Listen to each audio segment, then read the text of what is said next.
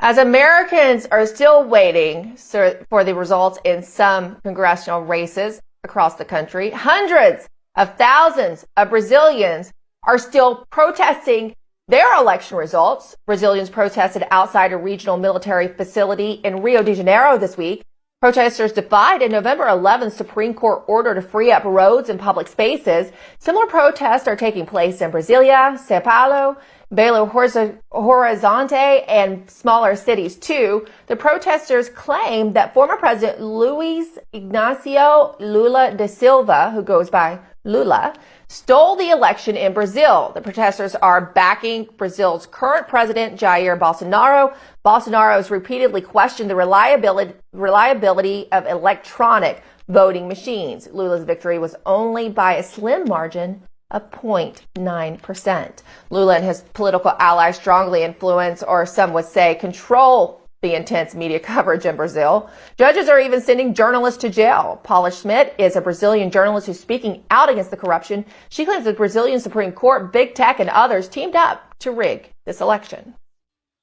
I can guarantee that I have never witnessed, without exaggeration, so much censorship and fear of injustice. I have lived in 13 countries, a few of them dictatorships or monarchies, and I have never witnessed such a fast and progressive erosion of democracy and so many attacks on freedom. This is all happening in my country, Brazil. One Brazilian newspaper even reported that a team of journalists had to be escorted out of the crowd by the military. Let's welcome in journalist Matthew Tiedemann. Matthew, the last time we talked, the military audit had not happened yet, and you had said that there was a high level of confidence for the military, and this audit. Catch us up to speed as to what happened with that and where Brazil stands now.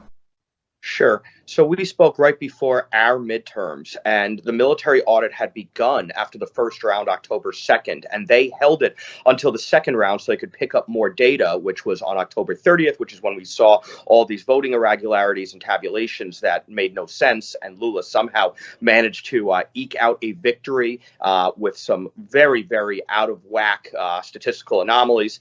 And the military audit was released right after our midterms. They did not want to jump the shark on the international press.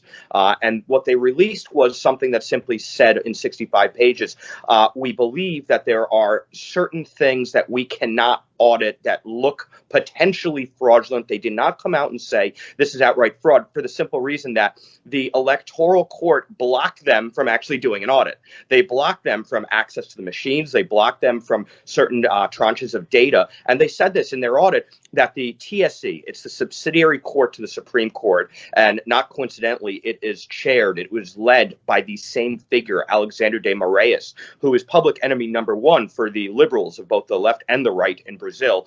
This is a guy who is acting as if he was a judicial tyrant who by legislative or judicial fiat and diktat is putting journalists in prison, is changing laws, even though the court does not have the statutory right to do so. And the Brazilian Constitution, which they're supposed to be the arbiters of, says specifically that when there's a separation of powers dispute, as is developing now between the judiciary and the executive branch, and even with those in the legislative branch, when you've got congressmen censored and some have been arrested by this man, Moraes, it's up to the military to adjudicate this dispute. It's also the competence of the military, according to the Brazilian Constitution, to overview an election if there is allegation of fraud and impropriety. Meanwhile, the TSE, the Supreme Electoral Court, has blocked out the military from doing the audit. And then today, this is breaking today, this court, just coming on the heels of the 8 members of the Supreme Court being in New York, which we'll discuss in a second, they're suggesting that they need to go and arrest and detain the head of the defense ministry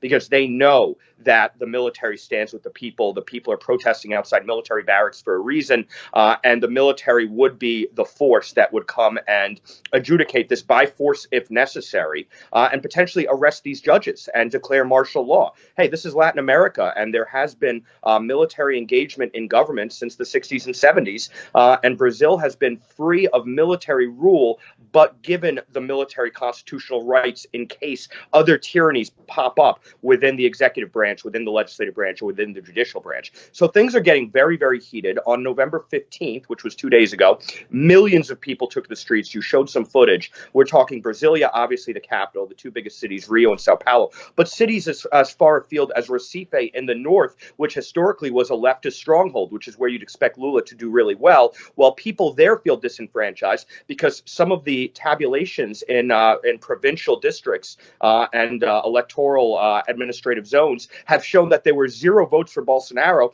and there are thousands of videos floating around the internet of people from those jurisdictions saying, no, I voted for Bolsonaro. So people are feeling widely disenfranchised. They're taking to the streets, and I actually think this will end up with some sort of martial law and the military coming in and enforcing action against this out of control court.